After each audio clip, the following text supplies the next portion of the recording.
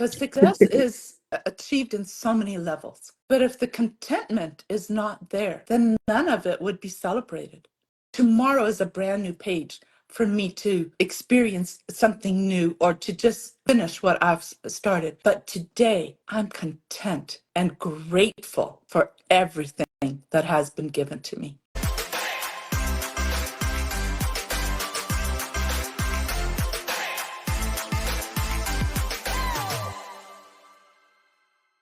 Hello, welcome to this edition of Talk with TAS. I'm your host, Dr. Teresa Smith. Tina is a good friend that I had an opportunity to meet earlier this month. Hi, Tina. Good afternoon, Dr. Taz. How are you? I am good. How are you doing? I am blessed. Thank you so much for having me. Well, Tina, And look at our beautiful awards around our necks. How absolutely. precious.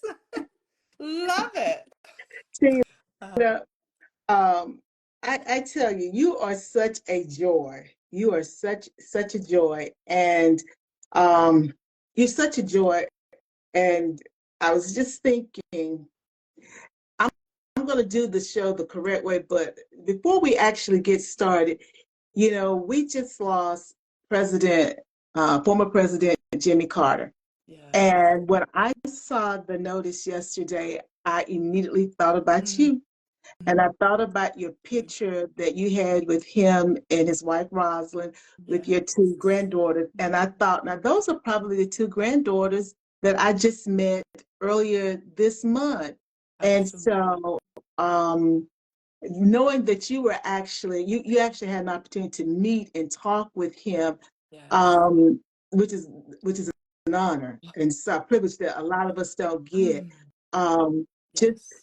just wanted to give you a moment to just, if you wanted to reflect on what that was like to meet a former president, a very beloved former president who has lived longer than any of the other former presidents, and Yes. who Yes. dedicated his life to helping other people. Him and Rosalind, they made such an impact in our world Yes. through their humanitarian efforts. Mm. And so I didn't know if you wanted to, share anything with the audience. Thank you so much for that opportunity. I was praying about it if the Lord would open the door for me to just give a prayer request for the family of the Carter family, the Plains community where Maranatha churches that he attended all these years. He taught Sunday school. Mhm. It's such a knit community, and they are all mourning. The country, the world. He had such an impact worldwide with humanitarian and just the heart that he had. And to be one of those people that he cared enough about, meaning myself and my family and multiple families here in West Texas. Dr. Taz, I would not be here today if it was not for the stroke of his pen by giving my family permission to become U.S. citizens. The red, white, and blue around this beautiful award represents the United States of America, and I am so honored to have not only had the opportunity to have his compassionate heart reflect on the flight that the Mennonite community had here in Seminole, Texas. But because he was a peanut farmer, he was a cotton farmer, and he heard that this group of Mennonites here in Seminole, Texas wanted to be farmers and they wanted to contribute to the American society. He had such compassion. He said, bring me that bill. Once it passed the House and the Senate, then bring me that bill. I will sign that bill into law. And that's exactly what happened. So my name, Katharina, Tina is short for my given name, Katharina, is on that special bill that the House and the Senate passed. And then President Jimmy Carter signed it into law, meaning that my family got permission through him to become U.S. citizens. And that is why I am here today. And I'm just forever grateful. And then for me to have been able to fly to his community, attend the very last Sunday school that he taught was in November of 2019. He had a broken hip the morning that he taught Sunday school at Maranatha Church. And it was through my friend Jan and George Williams. Precious, precious people. They made it possible for me and my granddaughters to be able to not only be in the overflow room, but the third row from the front of this little church. And what a tremendous gift it was for me to hand one of my books and telling him thank you for caring for people and for, I told him not only for me but my community, I was delivering a personal thank you. And so for me to have that picture with my granddaughters and Mr. President Carter and Mrs. Roslin, that's a gift that will just be like the award that we are wearing around our necks. Those are pivotal moments in our life that only God can orchestrate. And Absolutely. for me to be able to just walk through life, having these amazing moments to celebrate, that is what gives me the drive to just keep on going and never to give up. So thank you for allowing me to share this special moment. I truly appreciate that. Tina, it's my honor. I don't believe anything just happens, and I think that nothing just happens.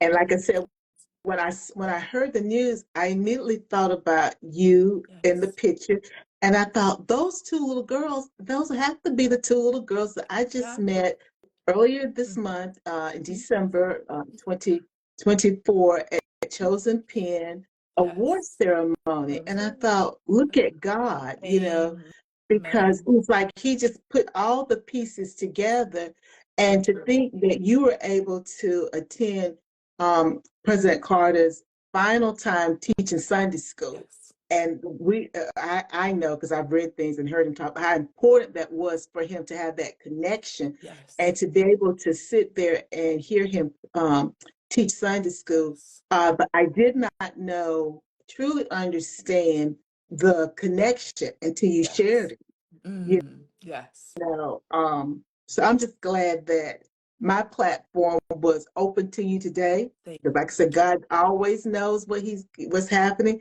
And so Amen. you got a chance to publicly help people to understand from a personal perspective the importance of the work that he did. Absolutely. Because he will always be one of my fondest presidents.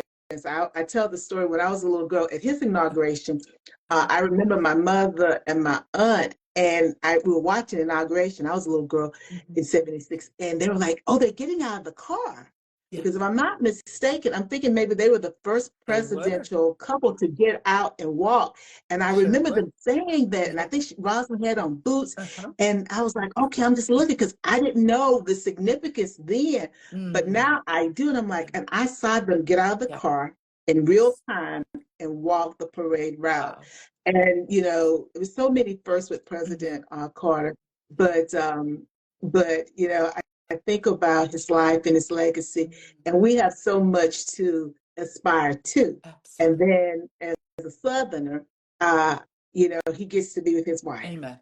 He gets to Amen. be with his wife because they were together for I think about 70 years or so. Yes. So he Mhm. gets to be with Yes. her now Yes. again, and so Absolutely. you Yeah. can't ask for anything more. A life well lived, and Mm. you get a chance to share your story and how he Wow. impacted you. So thank you so much, Tina, for sharing that Wow. with the audience. Thank you.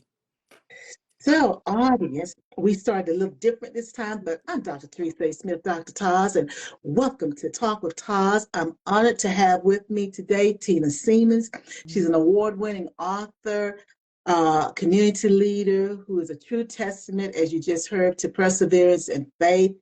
She immigrated to the United States as a child and has become a bridge builder between cultures. Mm. Her journey is filled with a lot of powerful lessons of never giving up and growing through hardships and starting where you are. Mm. And before we get started, I just want to say hello to Wall Anna, who joined us. Thank you for joining us today. Now, Tina, you've told us a little bit about your backstory with the immigration, but you immigrated to the United States from Mexico, Yes, 1977 as a child. correct. Now, in the Papillon article, you mentioned this experience taught you resilience and adaptability. How have these qualities influenced your journey as a cultural bridge builder and an entrepreneur? For me to have had the opportunity to walk the road, the journey that was laid before me, uh, taught us so many lessons. Because if we had given been a people to give up, we there was many opportunities that people would have said, oh, I don't blame them for giving up, because things were so difficult, making a new world, a living in a new world, of learning a new language. Because up to when I was 8 years old, I only spoke German. And so for me to learn a brand new language in a brand new country, attending school with not understanding a single word that was being taught or demonstrated, but my teacher demonstrated by coming and taking my hand and leading me to the different areas in school, and demonstrating, this is where you do this, like the hand washing sink at the back of the classroom. She demonstrated, this is how you do it here. So I learned by demonstration, and that is what I always say: love is a universal language. We words don't have to be spoken. If we walk, if we show love, then we are building a bridge with somebody. Those early people, the community leaders in our community, accepted me and my family, and they demonstrated by just showing us what love looked like. And therefore we learned, little by little we could learn what love looked like. And that is the platform that I was given to be able to grow up. And those little purple sandals that I won the award for were the only thing that I had a value that I brought with me come immigrating to the United States. And so it is with such joy that I share my testimony of the journey that has been given me, of not giving up, was a lesson that we learned almost on a daily basis, because the threats were there that wanted to make us give up. But praise the Lord, we didn't. Through perseverance, I am here now today, acknowledging the power of love. And Tina, I like that because when you talk about speaking German, because I love your accent, Oh, thank and, you. and you're speaking German until you were Uh, 8, but yet you're in school and having to learn, but having a teacher who had the foresight and the yes. love, who Mhm. understood, let me take her to where she needs to be, and then show her, like you said, with Yeah. washing your hand at the Yeah. back of the classroom, what Yes. happens at this in this area. Yes, Because exactly. again, there are some people who would not have taken that time. Yes, exactly. So And true. even then, that was a role model for you for bridging cultures. Yeah, it was Absolutely. a role model then. Mhm. Now, then in 86, you became a US citizen, which is a major milestone. Mm. And you talk about in the Papios article that I wrote that this marked a new chapter in your life. How does that continue to shape your understanding of what it means to be part of the fabric of America? It is an endless opportunity for those who have the drive, for those who have the will to just move forward. This land is a land of opportunity. It is a land of immigrants. It's a land of where dreams can truly come true. Dreams that I didn't even know I had as a child have become true. And I am just walking with such joy in this pathway to have seen and demonstrated to me by others how to build these bridges. And now in turn, I can give back by continuing on those bridges, because what we give is a gift, but it is a gift is only a gift until you really give it away. And so for me to give away the gift that I was given makes the multiplication factor keep on going. And so I am just so honored to be able to be that bridge builder for future generations. I love taking my grandchildren along, showing them this is what it took, and not just my grandchildren, but everyone that comes through the museum. Like, I love children coming through the museum where I can show them, look, this is a possibility. I was a little girl that didn't speak any word in English, and I met a president of the United States in person. Like, those are opportunities. Becoming a part of the fabric means being an American. Like, I love my German culture and I'll always keep it, but I'm American first. And that is what it takes. When you immigrate, then keep your traditions. But when you're part of America, then learn the language, learn the culture, Mhm. integrate, Yes. and become part of the fabric of the United States. And that has been given to me, and I will just I'm flourishing in the fact that I can continue giving that to others. And Tina, you mentioned briefly now, and I agree with you, it is endless opportunities here in America. And you said you had some dreams to come true that you didn't even know that you had when you were that little girl. And it's a gift because we give things away. But I want you to talk a little bit about the West Texas Living Museum, because you have an actual museum that you created. It is a space where you're well, this is the way I see it, but you correct me, but you're able to share your culture, your culture, your native culture, and then how your culture has become a part of the Texas culture, and you're building that bridge to the two cultures. Talk a little bit about the museum and what it's been like to have your own museum. What are some of the features of the museum, and there may be people who may be interested in giving to the museum, so talk a little bit about all that. The museum, talk about dreams. That was a dream 20 years in the making. I always dreamt I wanted to represent history because history is my love language. And so I wanted to represent history that connects to today, because history is alive if we just shine the light on it. There is lessons to be. So I dreamt of having one day a museum. I tried putting it together with the Gaines County Museum, which is here in Seminole, but they're so landlocked. And one day, our friend Cyrus Webb said something, and that made such an impact on me. He said, when you're not invited to somebody else's table, set your own. Mhm. And that's what happened with the museum. I dreamt of it for 20 years. I traveled the world to gather information firsthand through archives and through physical walking where my ancestors had walked. Netherlands, Poland, Ukraine, Canada, South America, Mexico. And all of these places were very important to me to be there physically in body and to absorb what my culture was, where I came from, where are my roots, and to find out that it was so far spread apart, and to bring it all together is when I started writing just a memoir for my children and grandchildren. And that's what my first book, Seminole, it was all about. But then it became a published book. And then here came the museum. And I love timelines. So I made timelines of all of these different places that I had traveled to where my ancestors came from.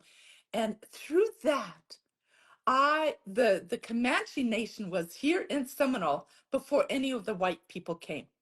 And so I love the Native American culture because they were here. This was their land. This was their dwelling places.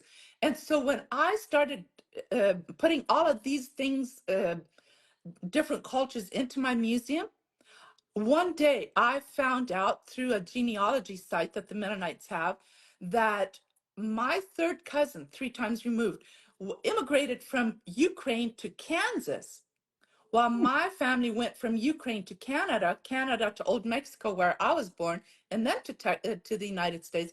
But my third cousin had immigrated in 1877. literally 3 months prior to 100-year mark before I immigrated. So he immigrated with his parents at the age of 14 from Ukraine to Kansas, and this was 1877. And he then volunteered as a 19-year-old to become the first missionary in Oklahoma with all the natives. After, if those of you who have read the book, Trail of Tears, Mm-hmm. that's when all the natives were forced to the reservation in what is now the state of Oklahoma. And the Comanche Nation that was here in West Texas also were forced to go to Oklahoma. And so my cousin is now a grown man, young man, volunteering to become the first missionary to the Comanche Nation in Oklahoma. And then I did not know. I knew that they were Mennonites that had immigrated to from Ukraine, same place as my ancestors were. But until I started doing this museum, really dreaming about how can I make the museum happen, I found out one day that the first missionary that got permission from Chief Quanah Parker, many people in the world know, he was the last Comanche chief, and he was half white and half Comanche because his mom was kidnapped, and she grew up among the Comanche. She became the chief's wife, and she had three children. Quanah Parker was the oldest one of those three children. And so he gave my cousin permission in person to build what he called the Jesus House. And that church is still in Ah. existence 130 years later in Indiahoma, Oklahoma.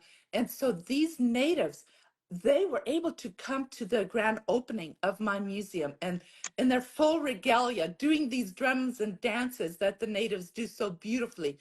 And they were just in tears that our cultures were reunited after all these years of what my cousin started. And so they are a huge part of my museum, but they then gave me my Comanche name, which means being a bridge. So my Comanche name is Puya Posakani, meaning I'm a bridge. And so that is an essence of what the museum can do, of bridging all these different cultures. And I always say, if we concentrate on our similarities, there are many more similarities than differences. And that is my goal for the museum, to just educate, teach, love your history, and you will connect the dots. Well, now, Tina, if somebody was interested now, does your museum take Oh, donations? absolutely. They can go on my museum website, which is the West Texas Living Heritage Museum, and donations would be so welcome because they would be used exactly for the furtherment of connecting. And, Tina, I haven't had a chance to visit the museum, but I know one day I Oh, will. that would But be listening to you, you come alive when you share the history. And I don't know if there's I don't know if you guys got audio components built in as people look at the different artifacts, but if not, you might want to consider incorporating it yes, because when you talk about it, it just brings everything to life. And you're so, this may not be the right way to say it, but you love it or you're so fascinated by it. yeah. When I hear it, I can't help but to be fascinated also Thank because your yes, passion is just so evident. thank you.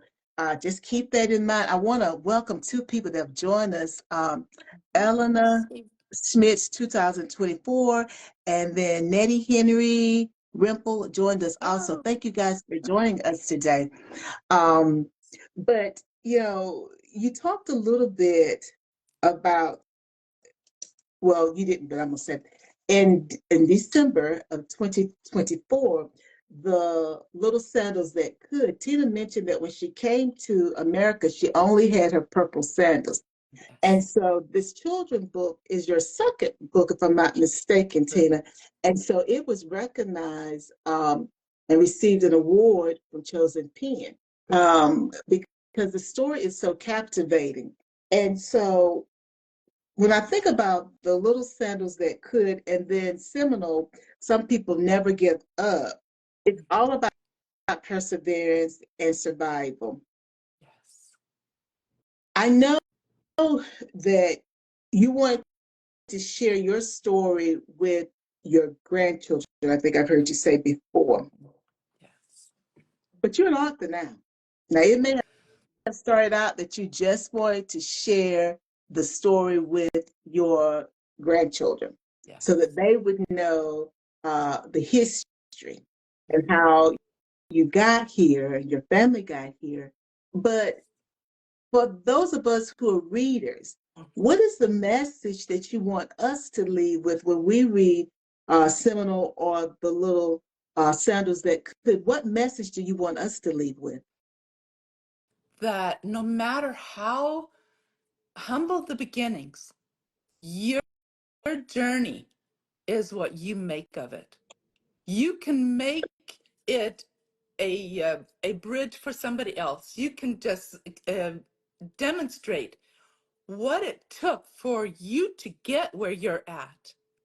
And then if you add that with compassion and with the yearning for others to learn from my journey, then you will be able to take something away and apply it to your life.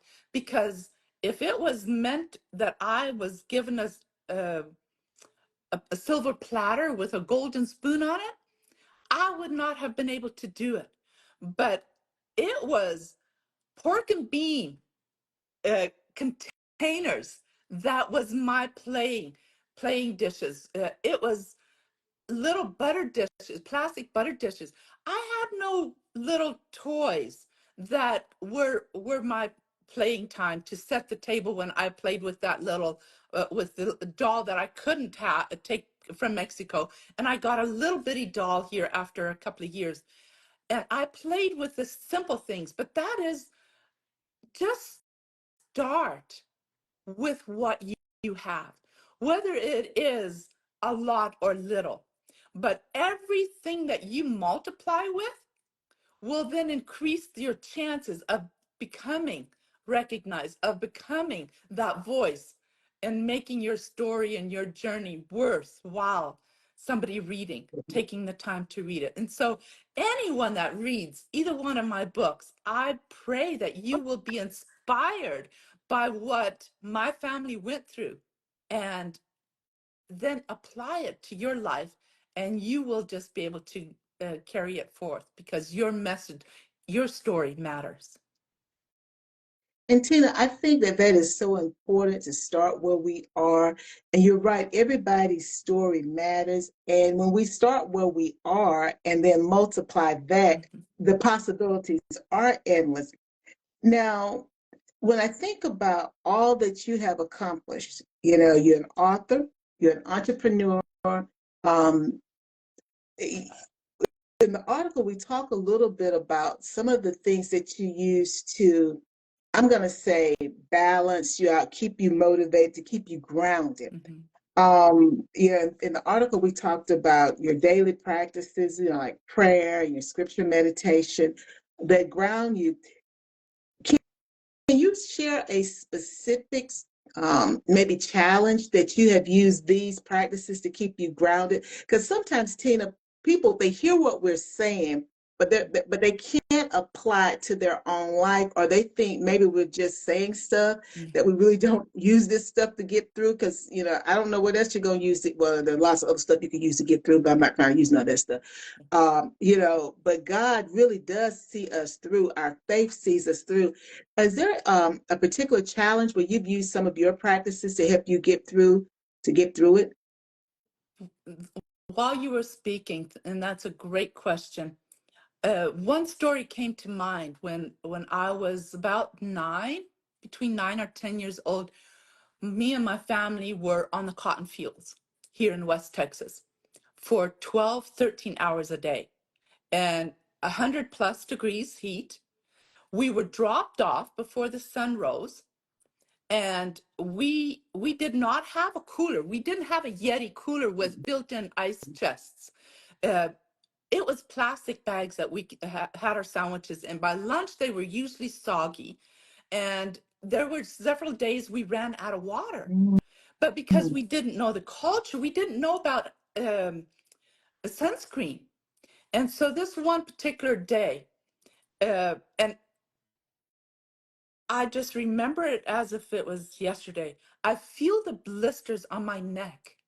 My neck was so blisters, I always jokingly say the blisters had blisters because it was one big blister up on another because we were so sunburned.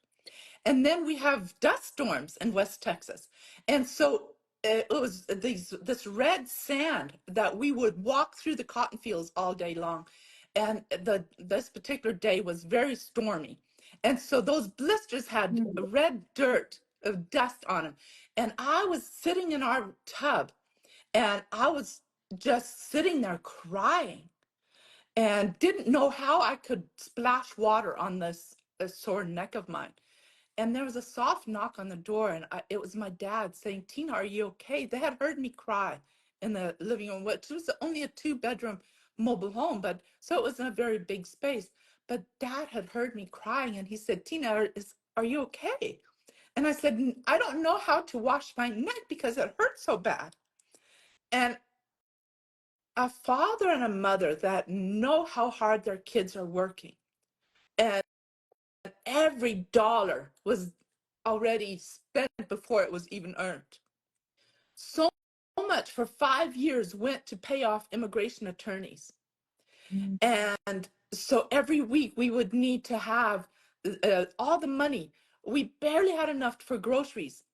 And so we would designate that money toward what needed to be paid so that we would be able to move our immigration status forward. But on this particular day, Dad said, "Tina, hurry up, wash up. When you get done, then we can all go to the grocery store and I'll get a gallon of ice cream. And you can eat as much as you want." You know what? I washed my neck so quickly that it was no big deal. I washed it and I got dressed and we went in our old Buick car to the local grocery store. This car which we had all gotten a spray can and spray painted it with brown spray paint dripping all over. But that car took us to the grocery store and we got a gallon of ice cream. And as children, we did not even have to scoop it into little bowls. We could all sit around the table and just eat directly out of the gallon ice cream. That was an experience that I will never forget. My parents didn't have anything to bribe me. You don't have to go to the cotton field anymore. This is the limit. But you know what? That ice cream did it. And it's the small things. If we will stop and look around, the small blessings, the small things that we are so fortunate to have today in abundance, then all of a sudden our bigger problems will not seem as bad. Yeah, Tina, that's a whole sermon.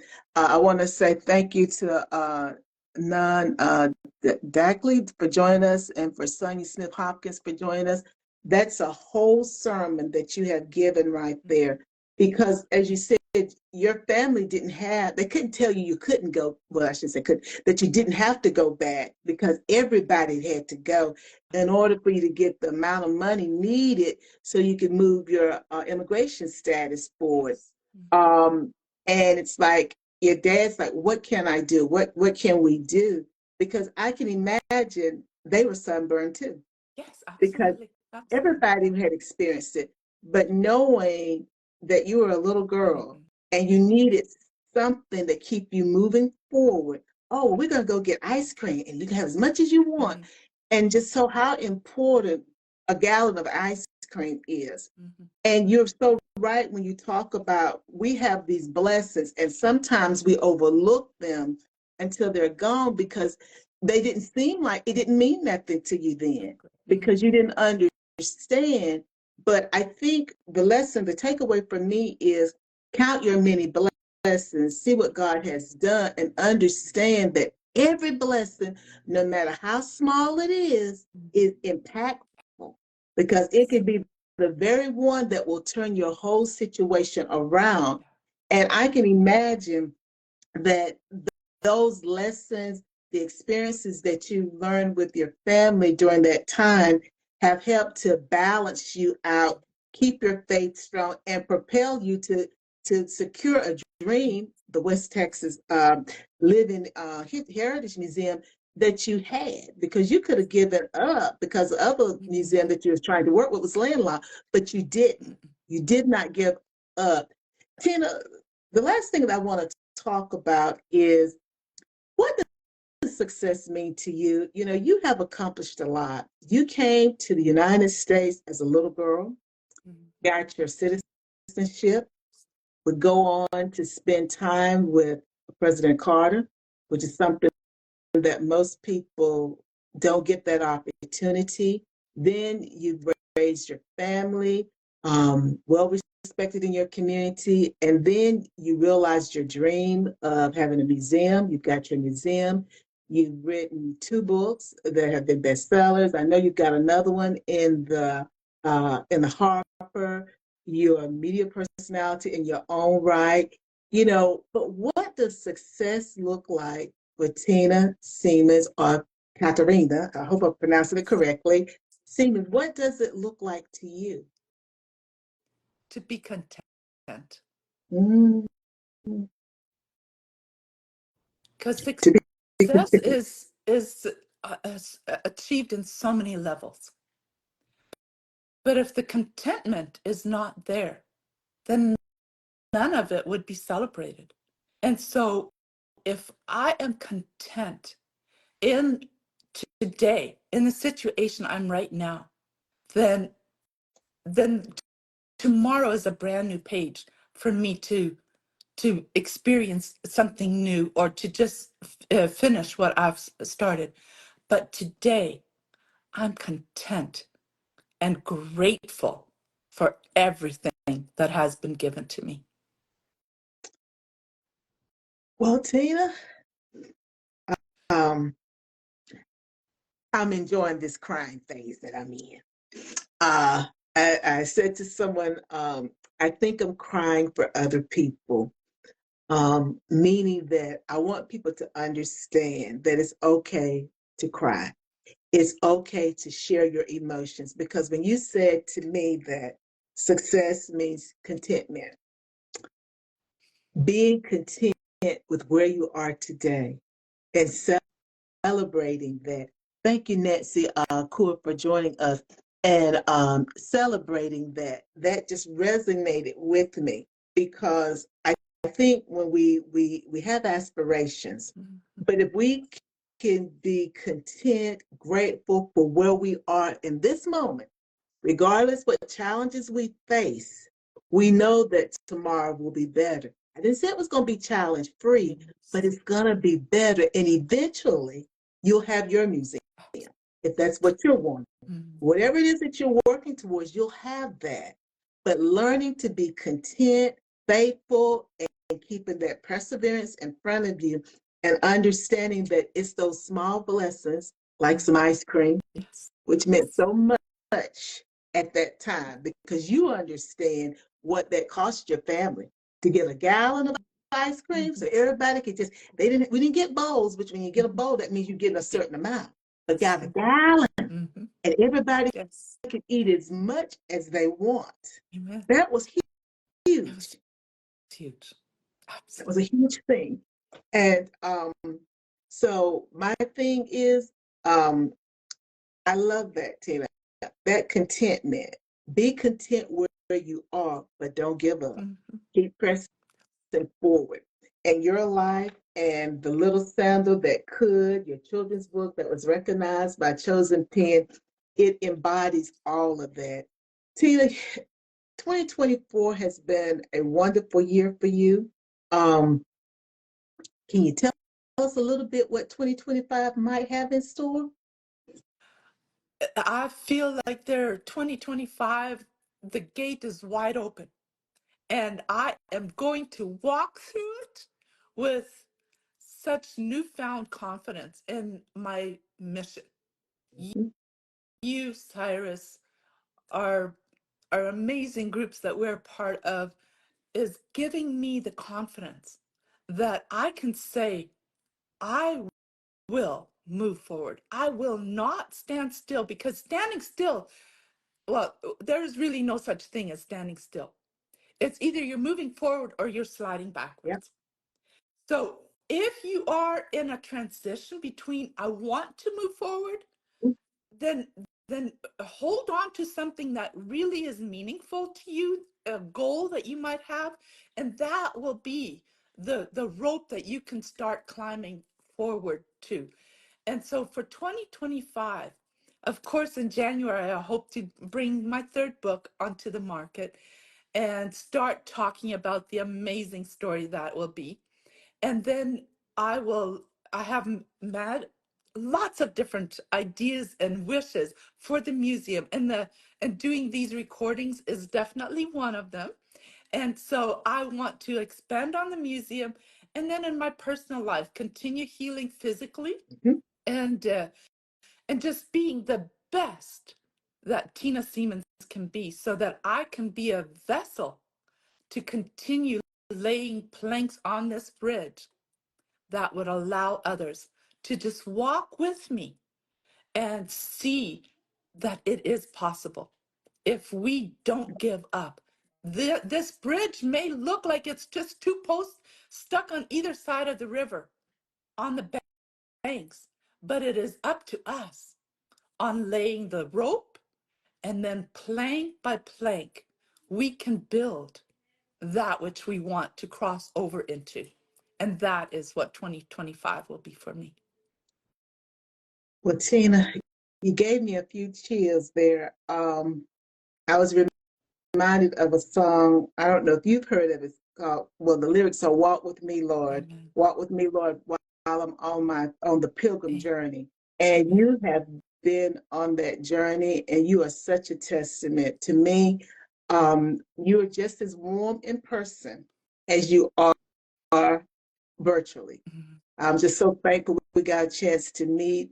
And I got a chance to meet your wonderful daughter in love and your two granddaughters. Um, they're just wonderful, wonderful family that you have. Tina, how can the audience stay in touch with you so that they can walk with you on your journey and you can walk with them and you guys can cross that what appears to be just a plank, Mhm. but it's more than just a plank, that bridge that takes us from our thens into our nows. How can the audience stay in touch with you? I'm on all social media platforms as Tina Siemens, and they can get in touch with me at seminalthebook.com, or find my museum, the West Texas Living Heritage Museum.com. So any one of those, I'd love to hear from you and make the journey with us into 2025. Well, Tina, it has been my honor to have you as my guest today on Talk with TAS. Your story is an incredible reminder of faith, resilience, and perseverance, and how we can overcome challenges if we stay focused. We can get stronger and build meaningful connections Mhm. because you do that everywhere that you go. And I'm looking forward to seeing what 2025 has in store for you. Thank you. Thank you for having me. It was truly, I looked forward to it, and I absolutely loved every minute. I appreciate you. Well, thank you so much, Tina. I appreciate you too. And to our audience, thank you so much for joining me for this edition of Talk with Taz.